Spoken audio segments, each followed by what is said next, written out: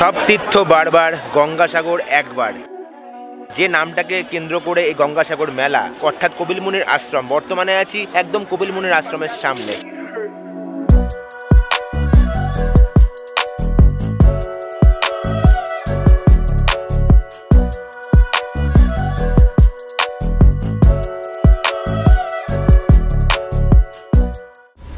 তোমরা কি জানো কেন মানুষ প্রতি বছর কপিল মুনির আশ্রমে যাওয়ার জন্য এত কষ্ট করে? বা যদি বলি, তোমরা কি জানো গঙ্গাসাগরে গিয়ে লক্ষ লক্ষ ভক্তদের ভিড়ে খুব কম খরচে তোমরা থাকার জায়গা কোথায় পাবে? যদি ভাবো তোমরা হোগলা পাতার ঘরে থাকবে, সেখানেই বা কি করে ঘর পেতে পারো? বা যদি ভাবো যে একটু স্বাচ্ছন্দ্যে একটা সুন্দর ঘরে তোমরা একান্তে বা পরিবার নিয়ে থাকবে, সেটাই বা কোথায় এবং কিভাবে পাবে?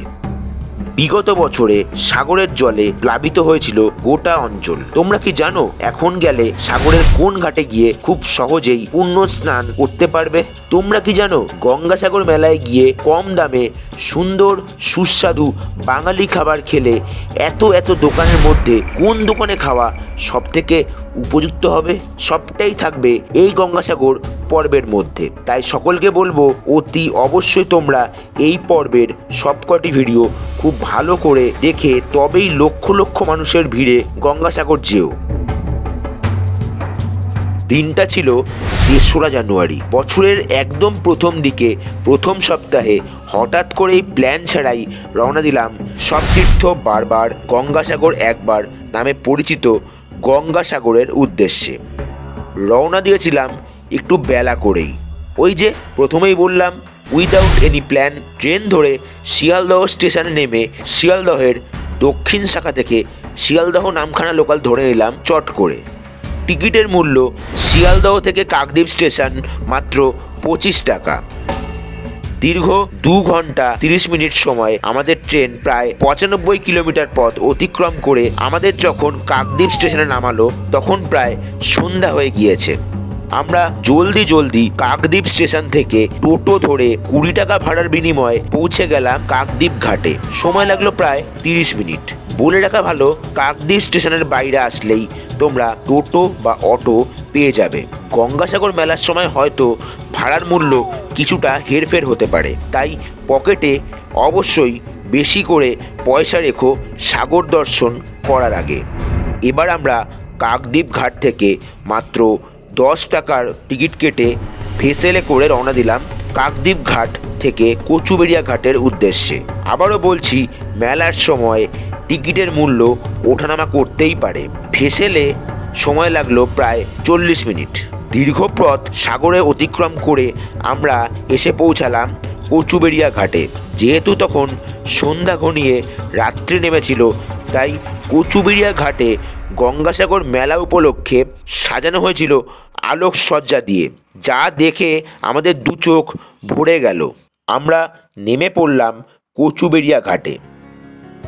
ঘাট থেকে 2 থেকে 3 মিনিট হেঁটে ঘাটের একটু বাইরে আসতেই পেয়ে গেলাম প্রচুর টোটো, অটো, ম্যাজিক গাড়ি এবং বাস। এবার তোমাদের একটু ভাড়া ও সময়সীমা নিয়ে বলে রাখি, কোন যানবাহনে গেলে তোমাদের কত সময় লাগবে। কচুবেড়িয়া ঘাট থেকে কপিল মুনির আশ্রমের গেটের দূরত্ব 30 কিলোমিটার। অনেকটা দূরের রাস্তা হওয়ার দরুন তোমরা যদি টোটো ধরো, তাহলে তোমাদের আনুমানিক 2 ঘন্টা 30 মিনিট লেগেই যাবে। ভাড়া পড়বে জন প্রতি 30 টাকা। মেলার সময় এই যানবাহনের ভাড়া একটু বাড়তে পারে। যদি তোমরা অটো ধরো, তাহলে ভাড়া পড়বে জন প্রতি 60 টাকা। সময় লাগবে 30 মিনিট থেকে 40 মিনিট। আবারও বলে রাখি, মেলার সময় মূল্য কিছুটা বাড়লেও বাড়তে পারে। ম্যাজিক গাড়িতে গেলে ভাড়া পড়বে জন প্রতি 70 টাকা। সময় লাগবে 30 মিনিট। মেলার সময় গাড়ির মূল্য কিছুটা বাড়লেও বাড়তে পারে। আর সবশেষে বাসে গেলে জন প্রতি 30 টাকা। সময় লাগবে 40 মিনিটের কাছাকাছি। মেলার সময় বাসের মূল্য কিছুটা ভাড়া বাড়তে পারে। এবার আসি আমাদের কথায়। আমরা ম্যাজিক গাড়ি রিজার্ভ করে নিয়েছিলাম।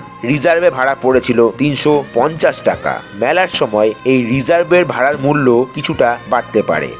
ফাঁকা রাস্তা ভেদ করে ম্যাজিক গাড়ি ছুটে চলল 30 কিলোমিটার রাস্তা অতিক্রম করে কচুবেড়িয়া ঘাট থেকে কপিল মুনির আশ্রমের উদ্দেশ্যে। পথে যেতে যেতে তোমরা রাস্তার ধারের মাইল ফলকে রাস্তার দূরত্ব লেখা মাইলস্টোন বোর্ড দেখতে পাবে। যত আশ্রমের দিকে এগোবে তত দূরত্বের লেখা কমতে দেখতে পারবে। আমি ড্রাইভারের পাশের সিটে বসেছিলাম বলেই এই দৃশ্য চাক্ষুষ করতে পেরেছিলাম।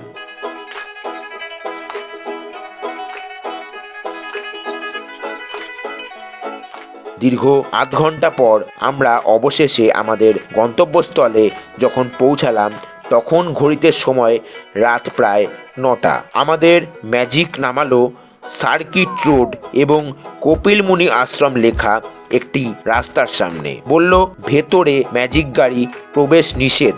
অগত্যা আমরাও ভারত সেবাশ্রম সংঘে আমাদের 2 দিনের থাকার জন্য ঘর নেব বলে ঠিক করলাম।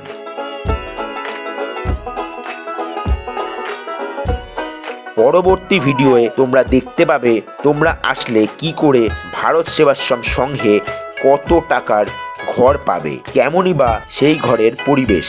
এছাড়াও ভারত সেবাশ্রম সংঘের পুরো পারিপার্শ্বিক দৃশ্য, খাওয়া দাওয়া, কপিল মুনির আশ্রমের সম্পূর্ণ দৃশ্য, নাগা সন্ন্যাসী এবং তার পাশাপাশি সাগর দর্শন, সাগরের স্নানের জন্য উপযুক্ত ঘাট, আরো কত কি। পরের পর্ব এর থেকেও বেশি আকর্ষণীয় হতে চলেছে, তাই সেটি দেখার জন্য অবশ্যই চ্যানেলটিকে সাবস্ক্রাইব করে রাখতে একদমই ভুলো না। আর এত পর্যন্ত যদি ভিডিওটা দেখে থাকো তাহলে প্লিজ একটা লাইক করে দিও অতি অবশ্যই। কমেন্টে জানিও এই পর্বগুলো কেমন লাগছে তোমাদের। দেখা হচ্ছে পরবর্তী পর্বে খুবই শীঘ্র। গঙ্গাসাগর 2025। আজকের মতন এটুকুই, টাটা, বাই বাই।